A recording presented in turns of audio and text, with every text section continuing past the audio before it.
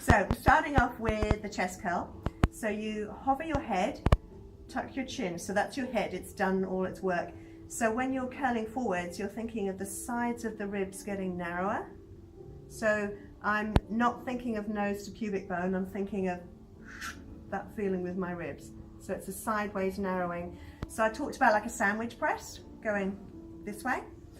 Once you've established that you've got that, you want to know that your pelvis is staying still with that slight forward tilt of your tailbone, and then you can move your legs in and out.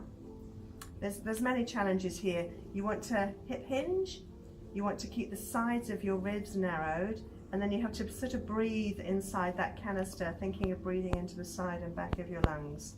So that's the first one. Then you can do, we'll do this one next thing as I'm here. Then we've got rotation. So the idea is the sides of your ribs are going to pull this away, and that's how you're going to create the rotation. So Craig, you're particularly thinking when you go to the right of the left-hand side of your rib cage holding you. If your left-hand side doesn't hold you, you'll side bend to the right and pull from here. So it's sides of ribs are narrowed. That's how you're going to rotate the ball. Then we've got bridging. On the way up, you bridge with your buttocks. So you push your heels away and keep thinking of that, for you particularly Lynette, keep thinking going that way. So your heels push away, buttocks engage, going up. So that's my buttocks. Then once I'm here, again, I can think of creating the right abdominal support. So I've got this narrow tube. So I'm narrow and I'm long and my buttocks are holding me. Then to come down, I'm going to focus on, again, narrowing the sides of my ribs so I lower myself down gracefully. So it's not a flick up of the tail, it's a narrowing of your ribs. So you will curl and you'll lengthen your back muscles as you go.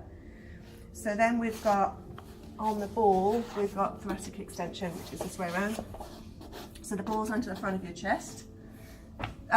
Two concepts. One is it's a feeling of going forward, and the second, once again, you've got that same narrowing of your ribs. So you want to make the abdominal muscles on the front of your body lengthen, and on the sides of your body narrow. So press into the arms, exhale, sides of ribs narrow, and you're trying to push that way with your chest, and your shoulder blades come down at the same time. That way, that way.